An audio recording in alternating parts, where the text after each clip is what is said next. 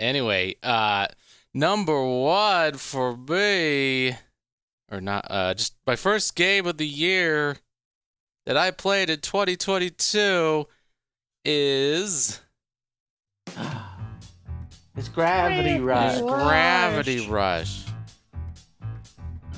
This is a late entry because I bought it like this month and I'm almost done with it. So it just barely made it in, taking another game spot. But yeah, it's a good game because you get to be like a superhero with gravity-defying powers. And like it's like one of the last games Japan Studio made, so I think that's pretty neat. And it's one of those Vita games. It was like one of the only good Vita games. And so I'm playing the remaster, so thank goodness. Whew. Don't have to play the Vita. Yeah, it's good. It's got a good story. It's like weird and interesting. Like the world is like, you're on like floating cities connected to a giant tree thing, and it's like, what? How is everything existing? And like, you learn later there's some weird gravity stuff and time shenanigans, and I don't want to spoil it, but it's getting really interesting. You're like, where is this going? I don't even know.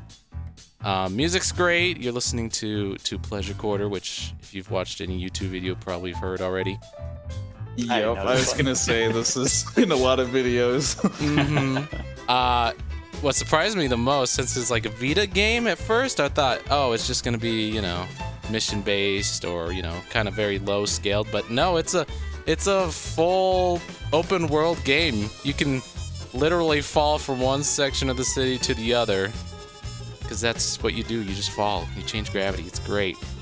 You could pick people and animals up and throw them over the ledge. You can murder people. It's great. Yeah, and then, Kat is your main character, and she's great. She has the, I'm a hero with amnesia. I don't know what's going on, so you just get just lord a lot with her, and yeah, I don't know. It's fun. I'm enjoying it so far. I'm gonna get to the ending, and maybe that'll change things, but I think it'll stay in my top 5. What game did it kill in your top 5? Yeah, you're gonna hate this. Jammer Lammy. Wow. Yeah. I was like juggling those two. It only beat it because Gravity Rush has more content. Like, I'm still going through it and there's still stuff to see, but Jammer Lammy could beat in an hour or two. So, yeah, I could see that. But I did really like Jammy Lammy, so. That's good to hear. Good recommendations. Nice. All right, who's next? All right. Well, one of the games in my top 5 is... Really? Oh. Yeah, I did enjoy Yooka-Laylee and the Impossible Lair.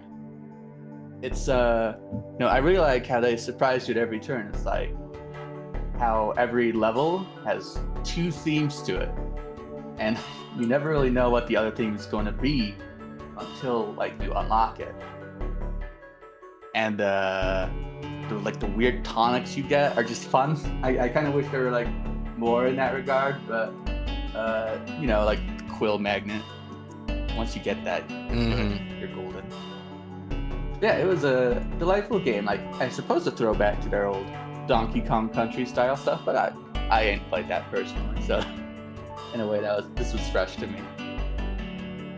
And I liked it a lot. I don't know if I have a lot to say about it, but I did like it a lot. How do you compare it to the original? This felt a lot more focused. Like when they took into 3D, it definitely felt like here is a Kickstarter project, It's like we're just kind of figuring it out. Like, this is all the old stuff you like, right? But I don't know. The way they did this, surprising everyone with like a new game. Like what? This was announced like really soon before it was released, right? Yeah. Yeah. So I don't know. This felt more focused. It just felt like they did what they wanted to do, and I think they did it pretty well. It's funny because remember my 2021 games of the year? This was on there. Oh, I forgot actually. That's right, it was on there. So I'm glad I could, influence you. I've been influenced by an influencer. Oh no! Maybe next year I'll get to playing this and then I'll put it on mine. Do it. It's a good game. Yeah, it's good. I have been meaning to give this one a try, and it goes on sale like every month. So Yeah. one of these times I'll just snag it for like goes on sale for like $5. So Nice. it's a good time to grab it. It is definitely worth it. Do Get it, the soundtrack too. gamers. I think it's on Spotify. I have yet to give it a proper listen. I just looked this up and I knew it was like one of the underwater songs he liked. So Yep. I always love those. Okay, so for my games of the year, you can watch the new episode of Trading Faves now. Oh no, we got us. Mic drops. I'll see you guys next week. Bye. Wait, no. Okay, well, since we're doing our thing a little different, we're including old games that we played this year and all that. I will deviate one game from my top 5. Ah, yes. Hey! Beautiful. Okay, so Cuphead: The Delicious Last Course is not one that I talked about a ton on my other video because I was kind of focusing it more on full games. But as far as DLC packs go, it's extremely nice. I'd even argue the content in the DLC is better than the base game. The bosses are just they're a lot of fun, and it feels like the devs had time to kind of figure out what makes a Cuphead boss good. And just the new songs from the soundtrack all really go crazy. Getting to play as Miss Chalice is also a lot of fun because you get a lot of the new moves and everything. There's just like tons of fun secrets, and the animation's really good, and especially without spoiling it, even though the three of us have seen it, that final boss is really crazy. I love how insane it goes. The animation is so insane and smooth, and like the music goes really ham, and it's extremely difficult, and I like very difficult boss fights. So it just kind of satisfied me on all fronts. Nice. It was a very delicious last course. I agree. The animation. I love what they did with the like stop motion backgrounds. Yeah, those ones were great. And what was the one? I guess a particular level that comes to mind is the one where you fight the dogs that are like flying the planes. Oh yeah. Because there's so much like motion and so many things happening in the background, and they just hand animated it all. Yeah. This took like what? Like 7 years after the original release? I think it was 4 years. 4 years. Okay. After the release of the base game. It was a long away from the first release, but well worth the wait. Absolutely. Yeah. I was gonna have this. It was near the top, definitely. But yeah, I'm glad someone put it on here. Yay. Yeah, same. It's somewhere on my list. And music, so good. Very good. All right, my turn. My number 2 list game. Yeah. That's right. Good old game of the year for everybody. Yeah, this is like, what do you expect? This is like as AAA as it can get. You got a massive sprawling world, but you still keep that intricate Dark Souls combat. So many different build options, so much to see, like stuff you missed. It's like there's a whole freaking dungeon underneath this rock. How did I miss that? So much to this game, and I put over 100 hours into it. The bosses are amazing, music's really great. Yeah, and just like exploring, getting lost is like really fun because there's never an empty area. You'll always find something to, something interesting. And it's brutally hard. Like, if you're coming from Dark Souls, like, I thought, oh, yeah, this is easy. I've played Dark Souls. I could beat this. They, like, changed the iframes, and now bosses, like, hesitate when they hit you, so you're, like, dodging too early, and it's, like, a whole new learning curve. The lore, it's, like, deep and weird, just like as Dark Souls. If you play Dark Souls, you're used to that. But, yeah, it's really fun. I don't know. Like, it's like one of those genre-defining moments where it's like, yeah, people are gonna compare this to any other new games that come out. It's like, oh, this is the Elden Ring of other genre, So, Oh, yeah. yeah, I could. It's really fun. If you haven't played it, go play it. I have. and you know what? Cuphead Oh. knocked it off the top 5 list. Oh. If we're just talking like new games that I played this year, not like DLC or expansions or anything, then yeah, this is top 5 material for me too. Oh, good. Nice. How I have far not did you touched get into it? Yeah. Well, after spending like 3 hours in the character creator, I've played about like 2 hours of it. So I'm not Okay. very far, but like it just impresses instantly. Like you said, it's as AAA as you can get. Yeah, it's really good. And I'm not one to like go for the AAA games, but Right. this is one I made the exception for and bought it, I guess, twice by accident. So I guess I'm really into Elden Ring. I guess asterisk, I'd say this is like AAA done right. Right, yeah. Because, Cyberpunk is also kind of as AAA as you can get, but in a very different way. Mm-hmm. This one doesn't try and nickel and dime you. Yeah. Nice, yeah. It's just a good game with a crazy amount of content and pretty visuals. Yep. So, yeah, really good game. Play Iguana. Oh, okay. I definitely should. Okay, yeah, it's your turn. Okay. Make me feel so awkward when I post my AAA game. Okay. This 4th game I have on my list, in no particular order. Yay! Oh, You liked this one. Nice. Kirby's Superstar. yeah. Yeah, I think Kirby in general he's a fine gentleman. We all like the man.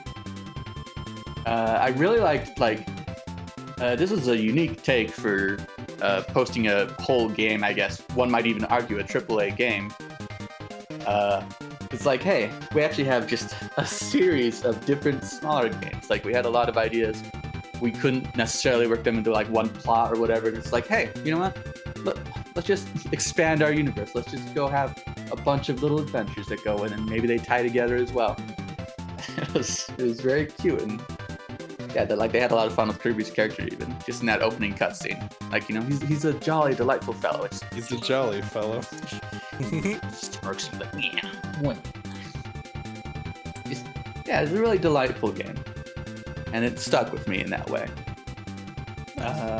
One might argue Superstar Ultra should be higher up on this list, but like I didn't personally play that, so I didn't add it in this case. But nonetheless, I'm sure that's quite good.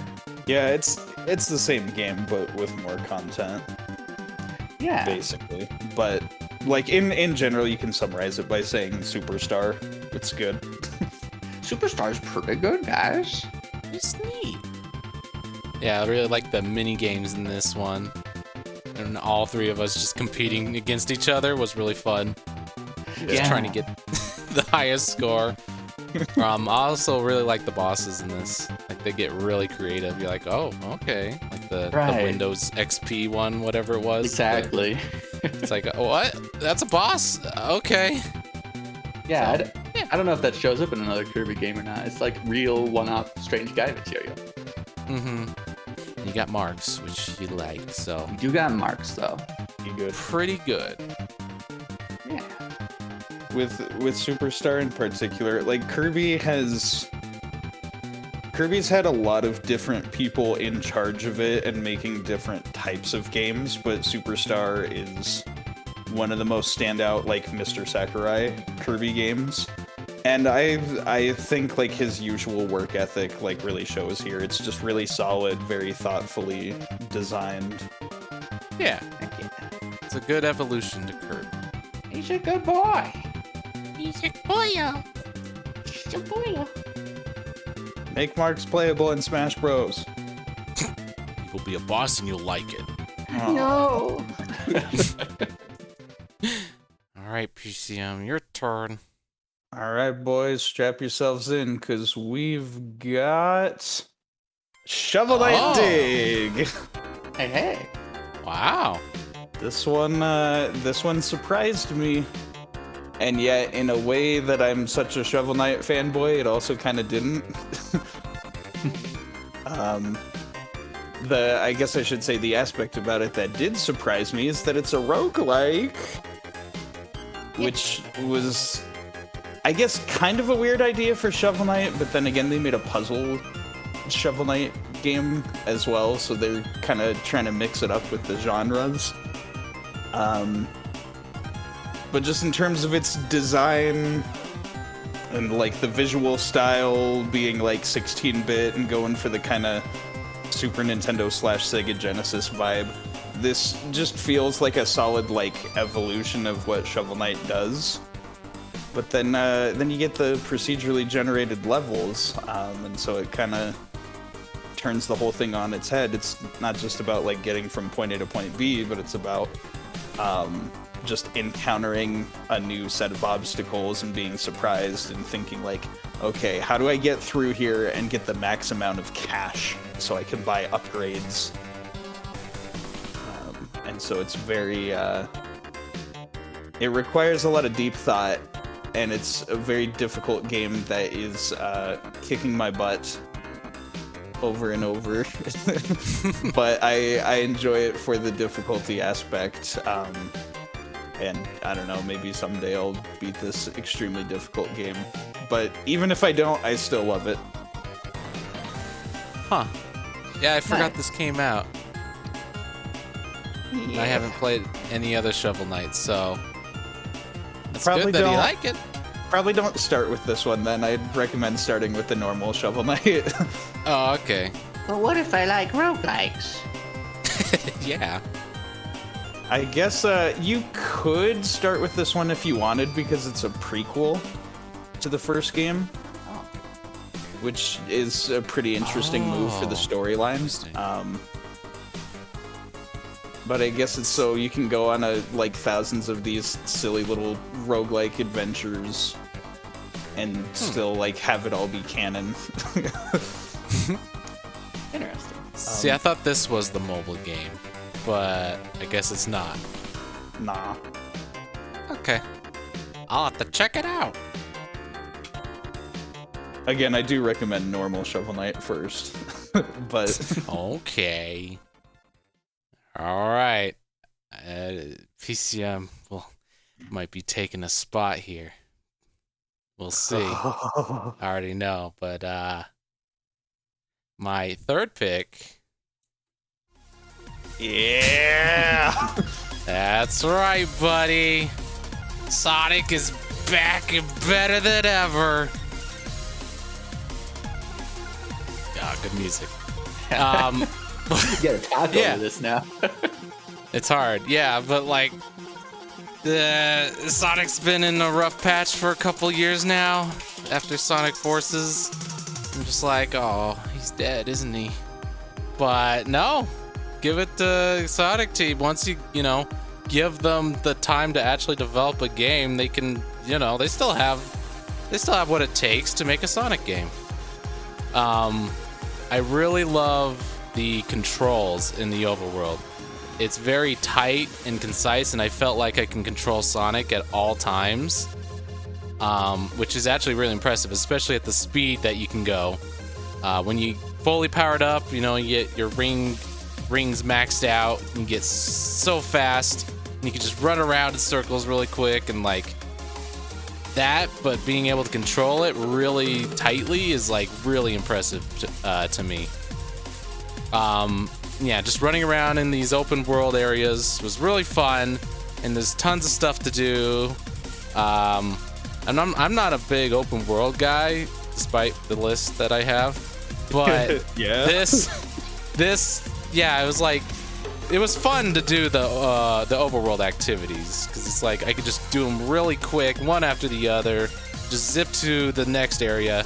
It's like this game, it does have fast travel, but it's like I could just run there in like the same amount of time as it would to load to the next area. So why don't I just run there? The music is really great. You got these this very atmospheric overworld themes that like build up as you progress through the story. And then you got these I forget what they're called, but they're like the levels of the game, and they each have these you mean nice the cyberspace challenges? Yeah. They have these like EDM tracks that like kick butt, and I'm like, oh, these are so great. And if you pay close attention, you're like, this level seems familiar. So that was a fun throwback. And then the bosses, oh man, finally they brought Supersonic back to you can actually use them instead of just like, oh, here's your reward for 100% replay the game or something. But this, it's like, oh, the Supersonic is crucial to the story, and then they go all out in these boss fights, and it's just like everything's scaled to like 11. It's insane, and the music there is all like death metal rock. It's like, oh man, it's hard to like emote what you feel there, but it's really, really awesome. What else? The story is taking itself more seriously. I always appreciate that, and I like that they kind of included every other past game in the lore. It's just like, oh yeah, that's canon, by the way. You're like, what? Okay. So it's gonna get weird, and I like that. But overall, yeah, it's just like, oh good, Sonic's back. I'm so happy. I want to see more of this formula and what they can do with it. Well, I'm sure it's no surprise that this is also on my top 5. So should I just like lump my thoughts in here with yours, or Go for it. Okay. I don't necessarily have too much to add here. One, because I think you summarized a lot of what makes the game great, and two, I'm about to really, really go in depth on this one on the podcast. So Okay. this one's slated to be a future podcast episode. But generally, one of the things that I want to say, I think I get where you're coming from, Snowfy, with that the feeling like, oh, Sonic is back, baby. I would argue that 3D Sonic is back, because it really was not that long ago that Sonic Mania came out, and for different reasons, it was like one of those games with the same amount of like heart put into it. And I kind of just argue that it was like Sonic Forces that kind of soured everyone's taste. But like, Sonic has been on a roll in 2022. He got like the movie, he got a Netflix series, we got this. There's like the anniversary orchestra concert and everything. Like, Forces itself was kind of a disappointment, but like Sonic's kind of already been on the up and up, and this is just like the next big thing that Sonic Team has done that's caught everybody's eyes. At least that's how I feel about it. But like, yeah, it's really impressive how this game turned out, especially when you realize that like Sonic Team is a much smaller AAA studio. Like, even for a AAA studio, there's only like 60 employees total. And they're still making something like this that's like better than a lot of like AAA stuff that's coming out. At least in terms of like open world stuff. The like within the first minutes of playing this, the thing that I knew going into this game was that open world games are never going to be the same for me because, like you said, Snowfy, Sonic is just so fast that you can go like anywhere on the map but still get the satisfaction of exploring an open world. So like when I see any other open game now, it's just way too slow. They're like, oh, this is Pokemon Scarlet and Violet. You can ride your little, you know, motorcycle dragon or whatever.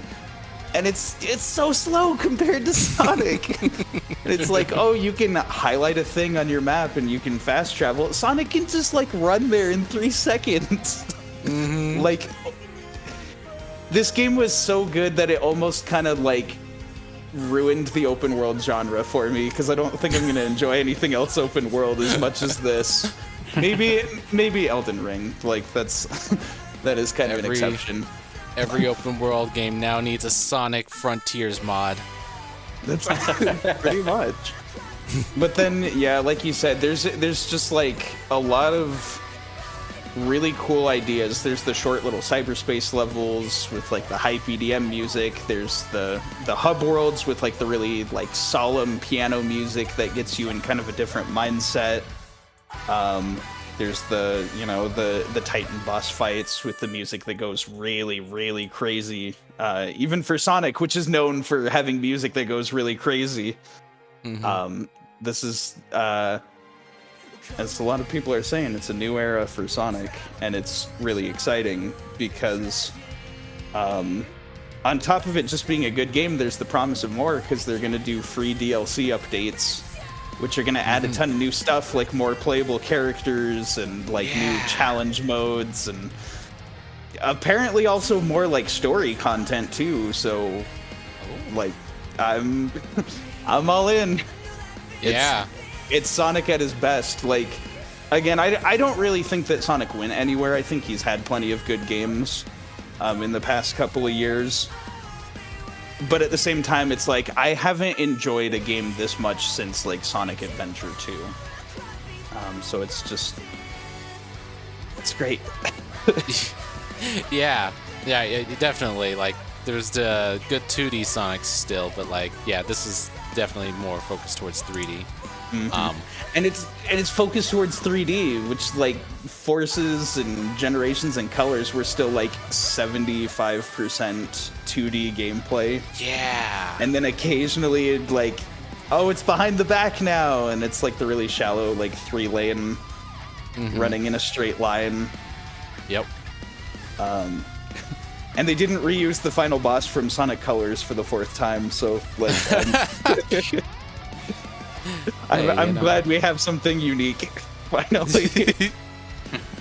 Definitely, yeah. And you can also go fishing with Big. Yeah, there's a fishing minigame. Every good video game has a fishing minigame. That's right. It's a mandatory thing.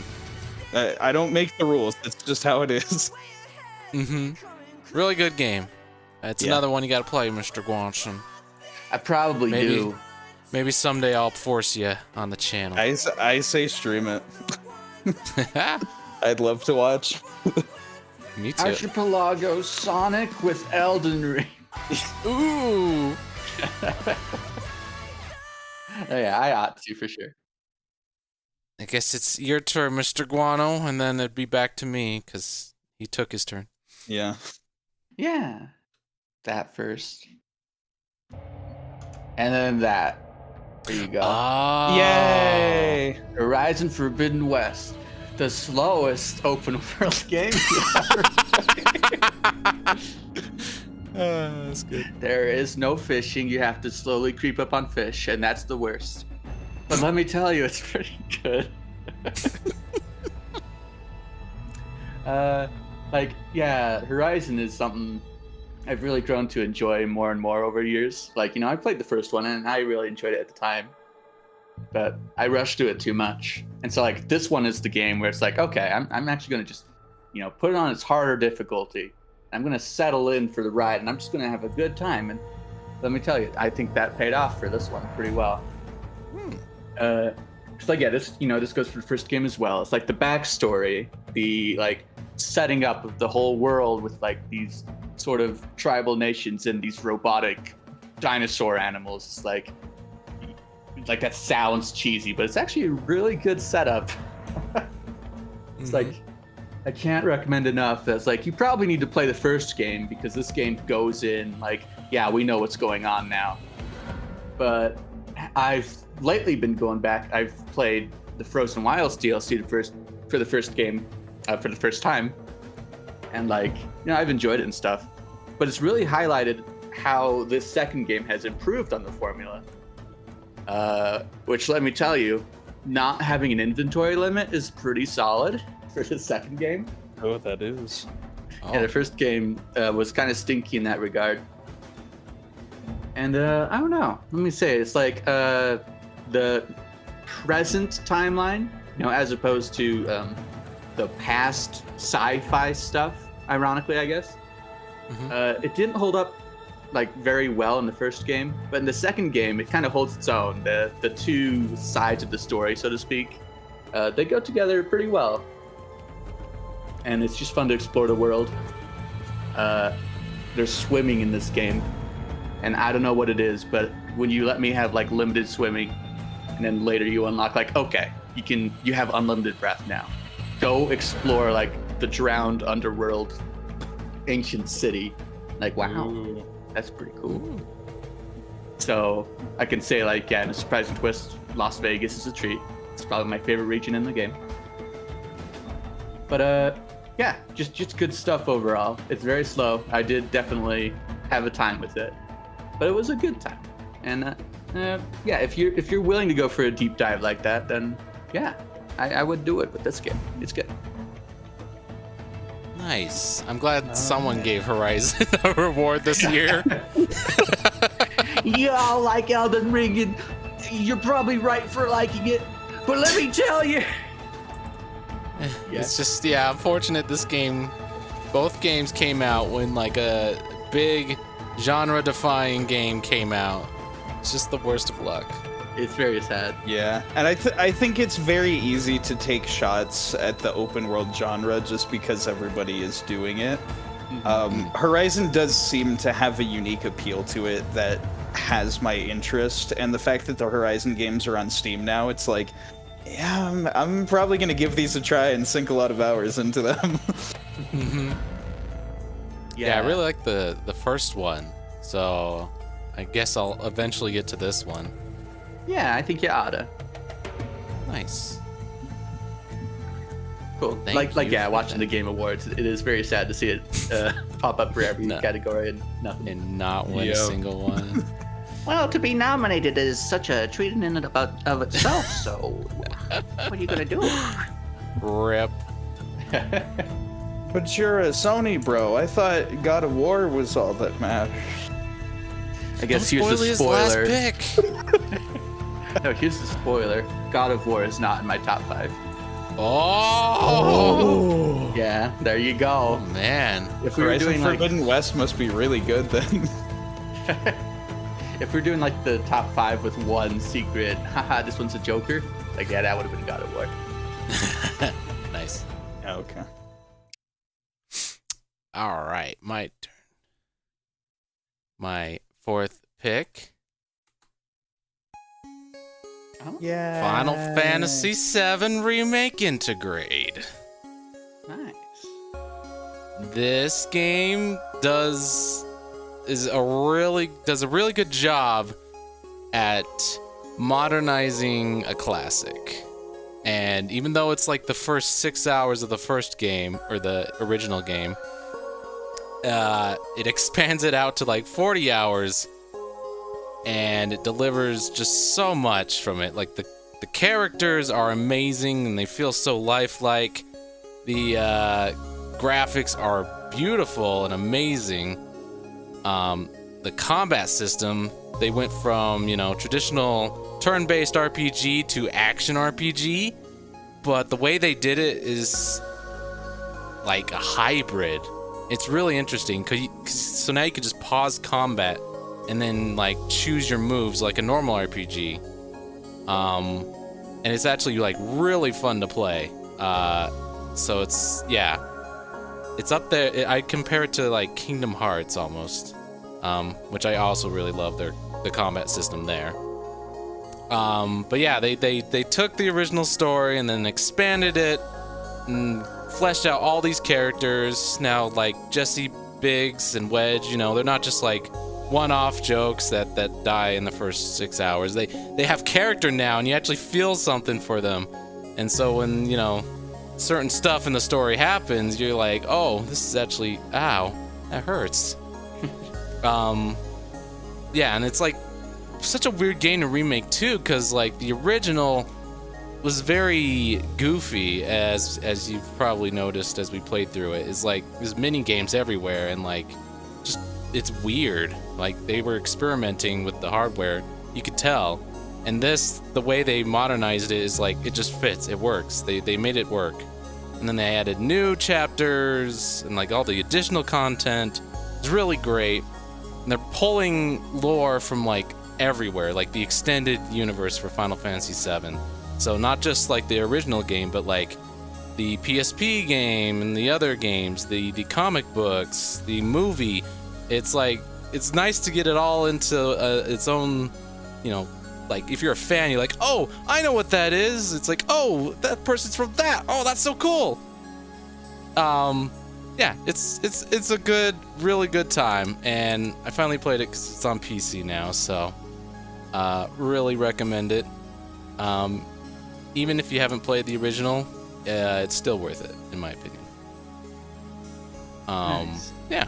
Are you recommending the Intergrade specifically, like the DLC, or the whole package? Integrated, yeah, it's just like the PS5 PC release. It's like, oh, there's ray tracing now, and it includes the DLC. Yeah, the DLC is like focused on Yuffie, which is neat because it's like the original makes sense, game because that was optional anyway. Yeah, in the original it's like, oh, you just see her in a forest, right? But this one is just like, oh no, she was there the whole time. You just didn't see her. She was like in the background.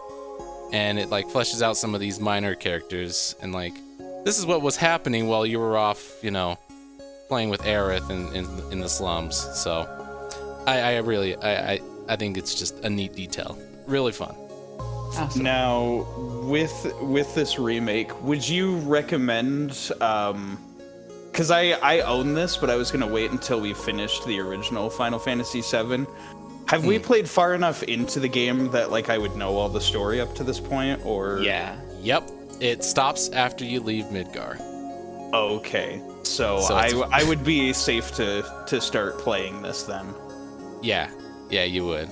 Okay. I'll give it a try. Yeah, even like the surprise character they throw in there, the cat, you'd be, the original. If you played it, you won't know who that is, but now that you've played far enough in the original game, you're like, oh, I know who that is. Yeah, you see Kate Sith like long before you really know him at all. Okay, yeah, that's people who have only played the remake still don't know who that is. So yeah, right. It's funny. Yeah, really good, really really nice. Good job, Square. Release the second part, please. Thank you. Someday. Yeah. I was watching along with this on like the Chip Cheesem LP channel. Mm-hmm. I haven't caught up on the DLC stuff lately, but like, yeah, seeing everything that was in the game through like his eyes, like wow, there's a lot here. There is a lot. And it's very impressive. So, really good. All right, Guado, your turn again. All right, well, let me tell you. Let me just play this music Second track to as last well. game. Oh. Hey. Yeah. I go now. My man. My man. So, definitely, this is the game that's like, you see it around and you're just like, at some point, I should probably play that. It seems pretty good. And then finally, as is maybe the core focus of the channel, it's like Snowfeet made me play a game that I haven't gotten to yet. And it was a good time. Psychonauts is a good game. It's like, for one, you know, I do like the 3D platformer vibes, of course. How could you not enjoy that? You millennials, you It's like, that's very good. But also, like, yeah, I was just drawn by a lot of the writing, the world building. Just like, a lot of the characters are funny, and they have a lot of like unique responses to using different powers and items on them. It's like, I don't know how many adventure games I've played in my time. Like, I've played enough that's just like, yeah, this is what I've been eating. It's like, yeah, a solid mix of both platforming and humor, writing, and just like fun powers and stuff you get along the way. Just fun environments, going to people's minds, seeing what ails them, and like doing what you can for them.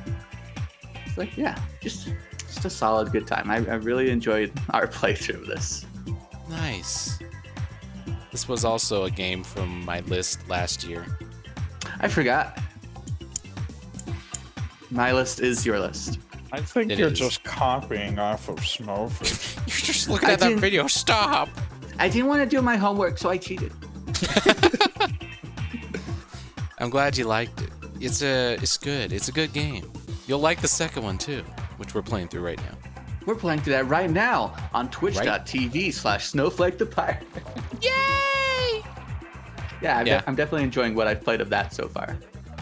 Definitely. The comedy is really good. The voice acting is really great, and I really love the levels. They're just all unique and different and very weird, and it's really fun to explore them.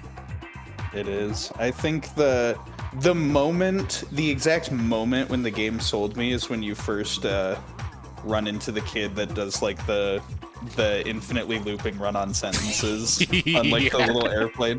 Just everything about that scenario was so funny to me. Like, I was just sitting there listening for a good like 40 minutes, just like, this is amazing. And then I finally progress, and there's the thing how he gets like sucked out of the plane, and it just I went from one laughing fit to another laughing fit. The humor in this game is top notch. Yeah, definitely. If anything, they needed more of that. I was disappointed when the kids like were just kind of dropped out of the game Yeah. because of the plot and stuff. Right. Yeah, very good Comedy. time. And music is good by the Sly Cooper composer. Always nice. Peter McConnell. Peter McCann. Like to hear his stuff. Oh yeah. Nice. Good choice. I'm glad I convinced you. Thank you. All right, PCL, give us your fourth. Yay! All right, you guys ready? Yeah? Oh! That's me. Of course, I was gonna put this on my top 5. It's the newest Kirby release, and I am a shill for this franchise. But to draw some specific attention to this one, you know, it's like it's Kirby, and Kirby's always good, and you can just kind of always count on a fun time for every Kirby game. But this here is like a groundbreaking Kirby game, which is like, they're usually all a consistent level of quality, whereas this one just like dramatically shoots up in terms of quality, which quite surprised me that Kirby could do it. But it's Kirby's big jump to 3D. Every other like company in the N64 PS1 era just kind of like recklessly leapt into 3D because they're like, we have the technology, we have to impress everybody. Whereas, you know, the very wise developers at HAL Laboratory were like, no, we're gonna hold our peace, we're gonna wait until the time is right, and we're gonna really blow everybody's minds with something special. Go figure, the time was right, you know, like 30 years later. But but I think it shows that their patience with the series paid off. We all just played through Star Allies very recently, Yeah, but like you guys were seeing the Star Allies was kind of like the culmination of all the 2D Kirby stuff, and then they're like, okay, it's time to move on to 3D now. But as far as like how they adapted everything that Kirby does into 3D, it's flawless. It's exactly what you'd want out of a 3D Kirby game. I think it depends a little too much on like the systems that older Kirby games have. Like there's, you know, each of like the levels where you take the letter from the first name of each level and it spells out a little thing, and then they do like, hey, it's the final boss, but surprise, it's not the final boss and there's more to do, and here's the new thing, and then surprise, it's still not the final boss and here's the crazy ending. Like, it's kind of doing all the same stuff that Kirby does, but it's just in 3D, and it's a very polished, well-crafted game. And particularly some of the stuff that they add that makes it so much more enjoyable is like you can upgrade the copy abilities. So like you'll start with your standard like, oh, this is fire, you can just like breathe fire, and then it's like, oh, now it's volcano Kirby, and you can like spit rocks that like leave a trail of lava wherever you spat fire, and then you upgrade it to level 3 and it's like, now it's Dragon Kirby. You get like you can like fly with dragon wings as well as breathe fire, and the fire is way stronger. So they have these like tiered upgrades for the copy abilities, so it makes progression a lot of fun. And then of course just like the love and care that was put in like the characters. The game mostly tries not to like reuse old content from Kirby games, which is the thing Kirby has kind of been doing. You know, not just the sub game, it's a remake of the first game. That What? that running gag we've had for a while. Like, it's mostly original content here, but then whenever they do bring back some of the classic characters like Dedede or Meta Knight, they put some cool new spins on them, so that way everything just feels very fresh. And the soundtrack's insanely good, and it's mostly done by new composers, which is surprising because we've had like the same two that have been doing Kirby music all these years. They're like, okay, let's hire some more guys and see what they can do with Kirby music.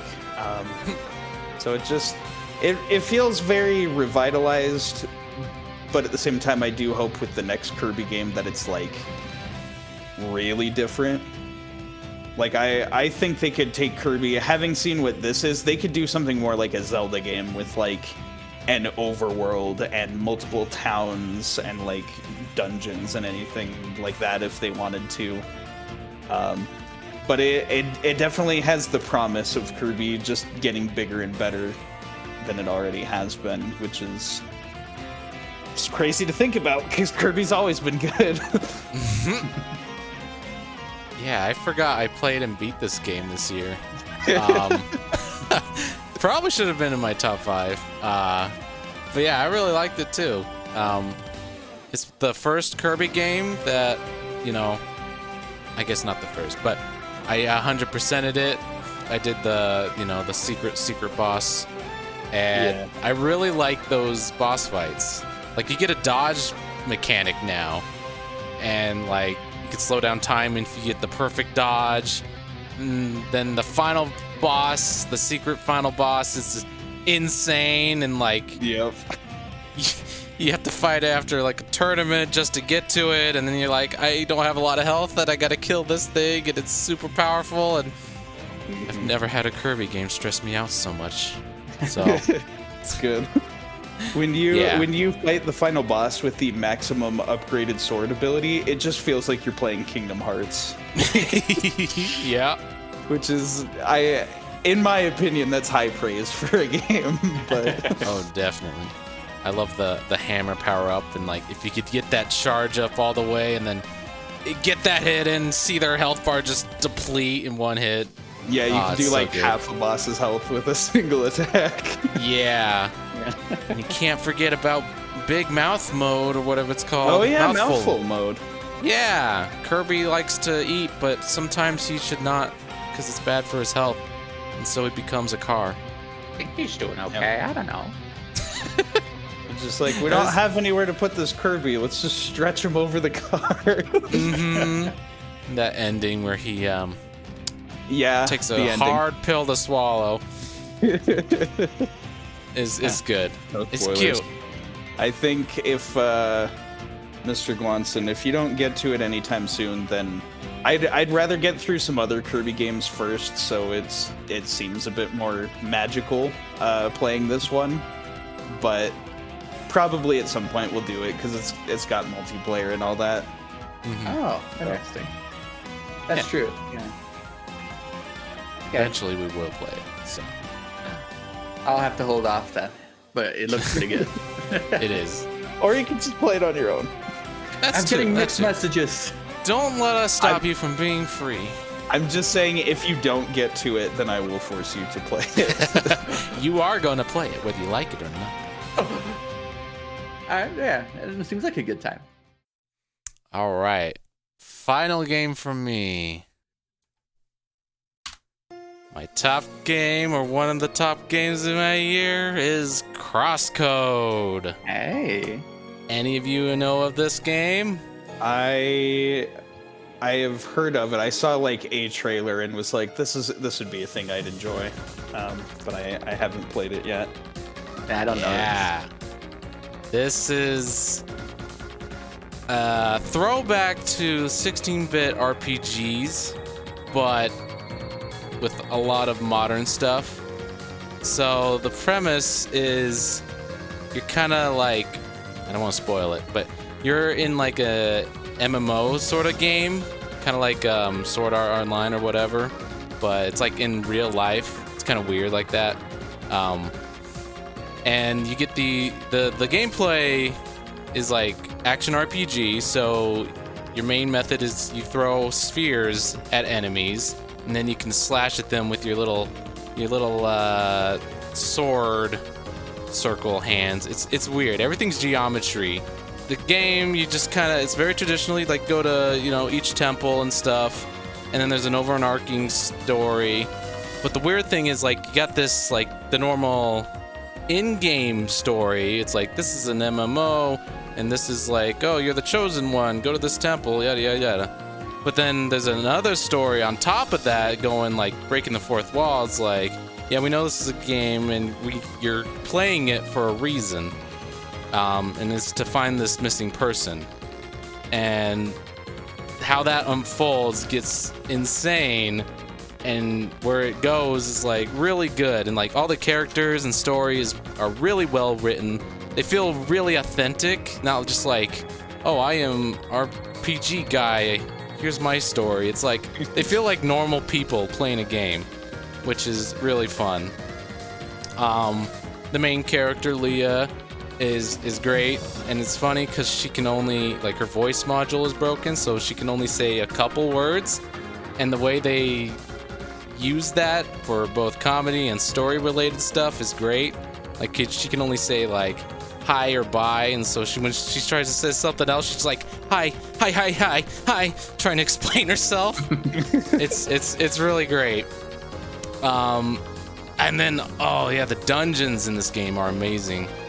They, I think, maybe even surpass Zelda dungeons, in my opinion. They got both combat and puzzles, and like each dungeon is like lengthy. Like it'd take an hour to beat just a dungeon. And like the puzzles are like actually like difficult, at least in my opinion. They're like, oh, okay, because there's a lot of ricochet, like you throw your ball and they like bounce off stuff, so you gotta like plan it out and like change the environment to match it up. And then you get like new powers that augment that, and it like gets more insane as you go. And there's a DLC for this, which you need to buy if you want to get the full story, which I totally did. Which, you know, they ramp up the puzzles even more, and it really made my head scratch. And it's like, I love that when it like challenges, you know, the puzzles. But when you get it, you're like, oh, I get it, and you feel so smart. I will say also this game is pretty difficult. The combat wise, like the final boss, even at like max level, it's like you're gonna die a lot, and it took me like several hours just to beat him, and it's worth it in my opinion, because it's like it gets that Dark Souls thing. It's like, oh, why can't I? This guy's impossible. I can't beat him. But then you like start to learn like, oh, I can dodge his attack this way, and you just start to learn and get better. And it's not the character improving; it's you who is getting better. Yeah, really fun. Really great game. Put several hours into it. It's a long game, but worth it in my opinion. Yeah, it's just a really fun time, and it's like made by a very small indie team, so I recommend it. It's awesome. Nice. Yeah. Yeah, I don't know anything about this game. I- Probably should play it. I know it's not like as intensely culturally impactful, but I know like fans of this game speak of it with the reverence that like Undertale fans speak of their game. Like, I hear nothing but like, this is the best game I've ever played in my life. So It's yeah, it's good. It's I haven't, I'd put it up there with stories like Final Fantasy and Undertale. Like it's got a good story too, so highly recommend. I will try this one day. You will. One day. All right, Guano, your turn. It's my turn. There you go. Oh, Pretty bold. Its Sony day pony, is huh? gone. I'm a Sona pony. Yeah, this one came as a surprise to me as well. I don't remember why I started playing it. It's just like I did pick a vocal song, which is a foolish choice, but oh well. Like, yeah, I don't remember why I decided to start playing this, but I did, and it did hook me actually. I am also one of the guys who would say like, I'm not really into open world games, like just kind of give me a linear path and stuff. But I feel like this and Horizon did dominate a lot of my year this year. It's like I don't know why. Maybe I'm into like scavenging and like not having a lot, but like working with what I've got. And this game supports that very well. It's like strong stealth components and like, whole hordes that you're trying to hide from and all that. Here's a weird thing. It's like, I kind of like it when the open world is mean and restrictive to me in that. So it's like, you can't actually fast travel without the game saying like, okay, it's going to cost this much time and this much gas in your bike. You're like, Oh. Great, good, I like this actually. That actually does sound cool. Yeah, something about it is appealing. And so yeah, it's cool. Like upgrading your bike, kind of getting better guns, which you kind of always have access to silencers, which is weird. You just pull them from cars sometime, oil filters, like that's a good silencer, great. But you really do feel going from this like guy who himself says like, oh, I need to work out more, like you don't have much stamina, and then you become like, yeah, the horde killing guy. And yeah, there's actually a real sense of character there. Not to say that like this game is fantastic in the story department. The characters are all pretty and don't do good things, but they are unique in a way that like the main character, Deacon St. John, only one character is amazed by and makes fun of his name, by the way. But like he is actually like a soldier with like PTSD, and like you can actually hear it in the way he talks. Like, most characters like say Aloy from Horizon, who I played before, they'll be like kind of serious. It's like, okay, well, maybe I need to distract them. I need to blow up the container in the middle or whatever. But Deacon under pressure, he's like, so you want to screw with me, huh? Well, see if you like being screwed with. Just set you on fire. And like he actually talks with a weird stutter and stumble, which is like interesting to hear. It's a unique character. But yeah, just mostly for the gameplay. I really enjoyed this. Nice. You like the liquid zombies? I like the liquid zombies. They're not as fluid as you'd like, but Oh, they are that endless. that was a big deal at the E3 presentation. It's like, look how many zombies are on screen.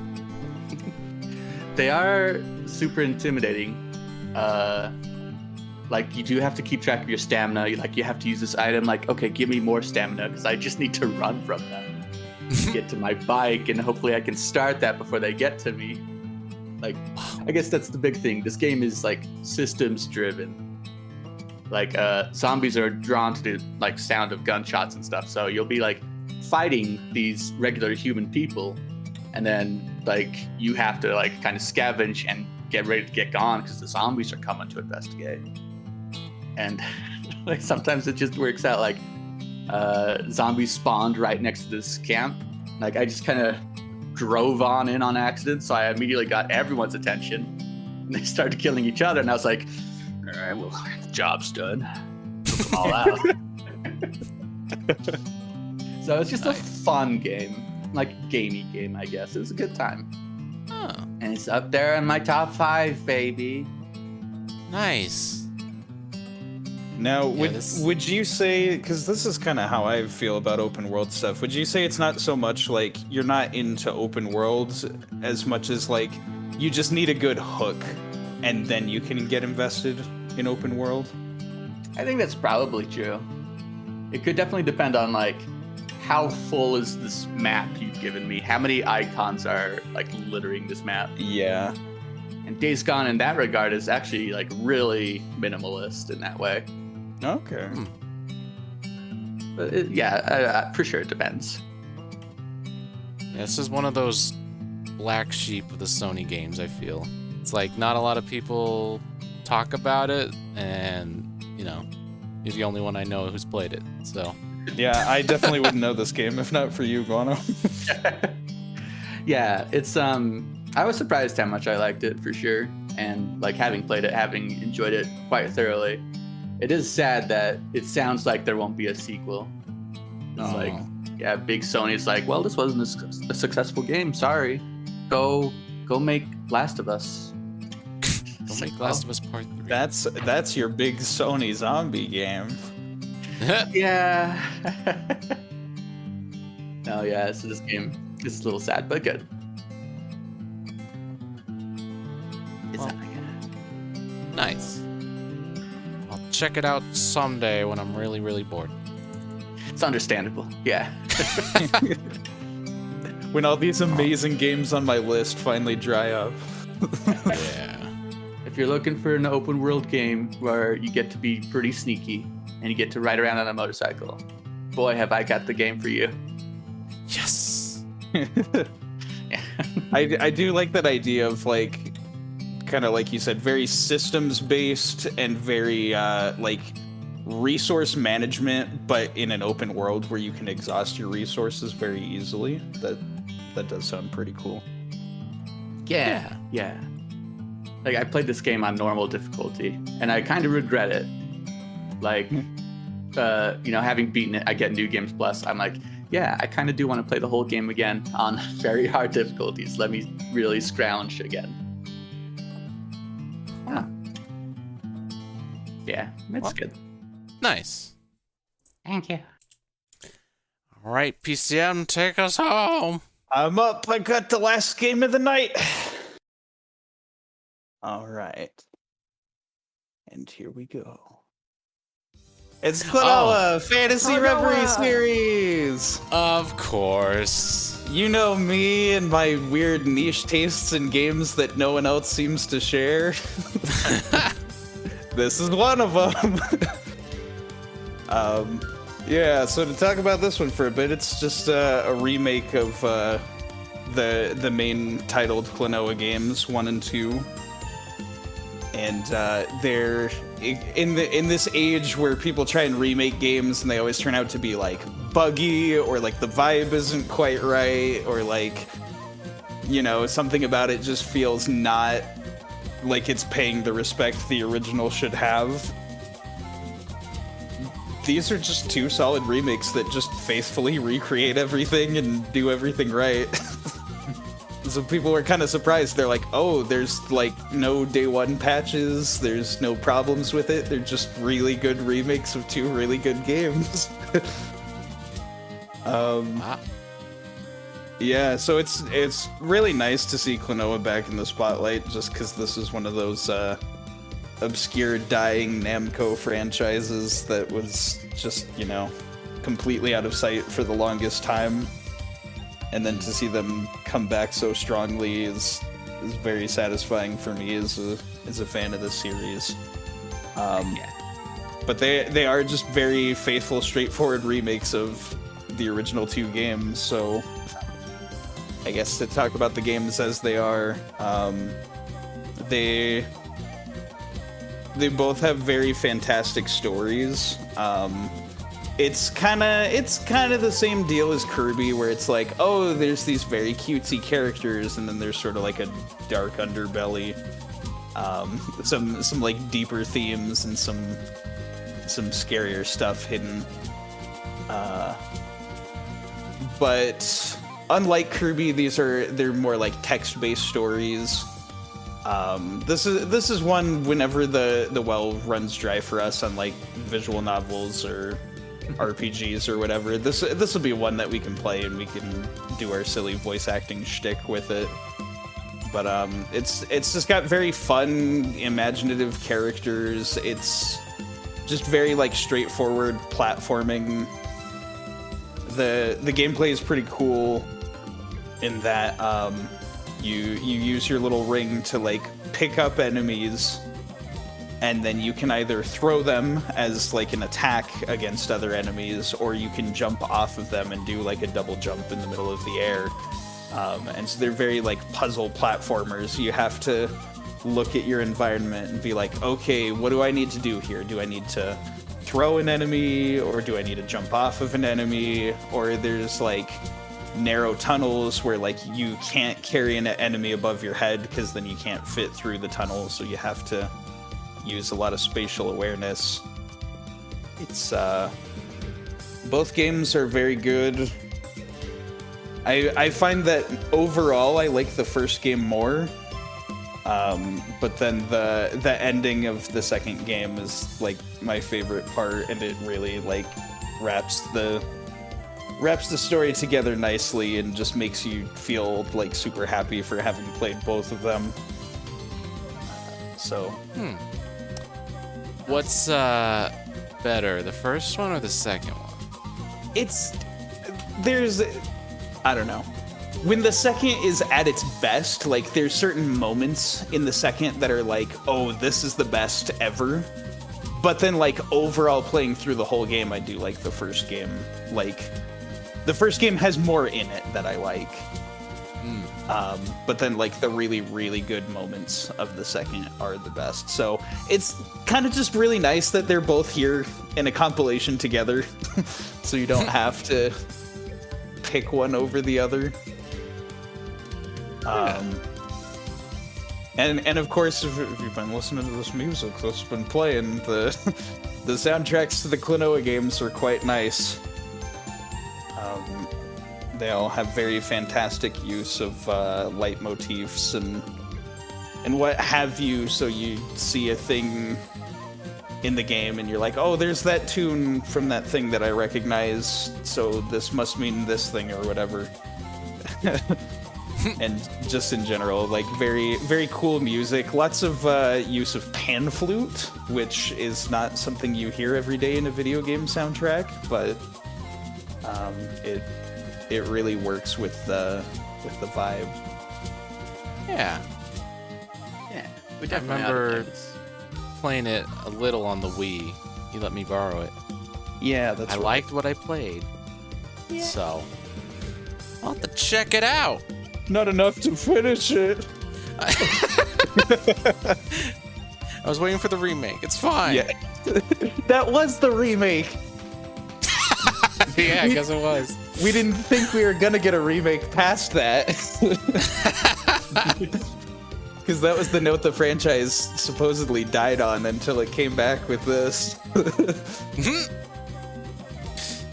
Nice. But yeah, at some point we'll get to it, and we'll just take turns playing and have a grand old time. Yeah, that'd be fun. Heck yeah. Bring Klonoa back, cowards. They did. But I would like a third game. Maybe one day. Cool. Well, that's our top 5 games of the year in no particular order. Alright, for my number 6 game. Hold on. Guilty Gear Strive. You already said it was God of War. Oh, yeah. That's actually not my number 6. Oh. That falls on the list.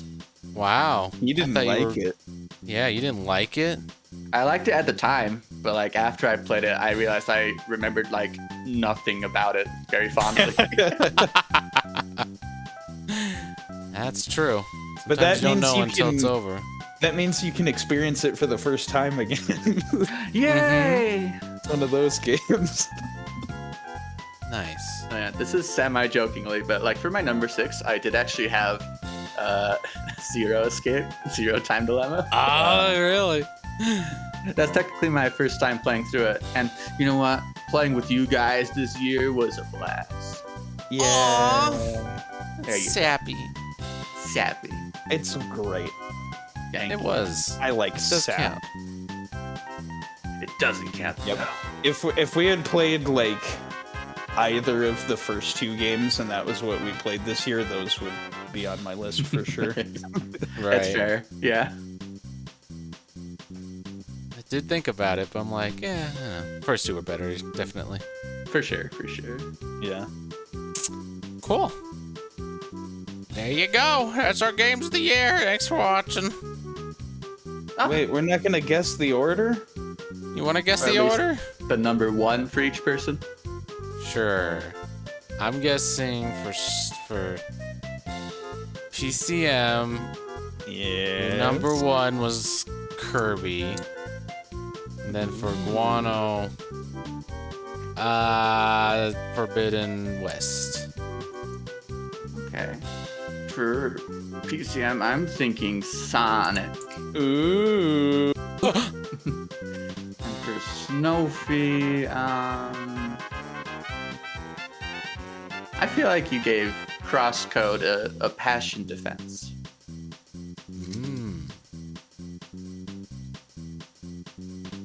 That's a good point.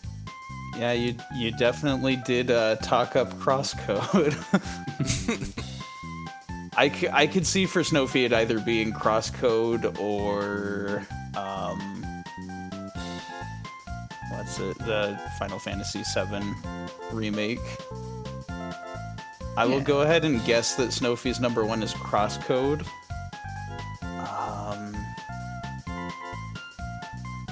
For Mr. Guanson, I could see it being Horizon or Psychonauts. But I'm gonna guess Horizon. Alright. Well, I can tell you, PCM is right. He's just right. Yeah? So Psychonauts is number 1 on my list. Oh, okay. Horizon was like real close there as a number 2. Okay, so I was Alright. not right. I was just How- close. You're Look, close. you right? guessed the 2 of them, and it's like, yeah, that's true. Yeah. Nice. For me, you guys got it. Crosscode was definitely number 1. I read mine in order. Surprise! Hey! I had a feeling you were because of the progression.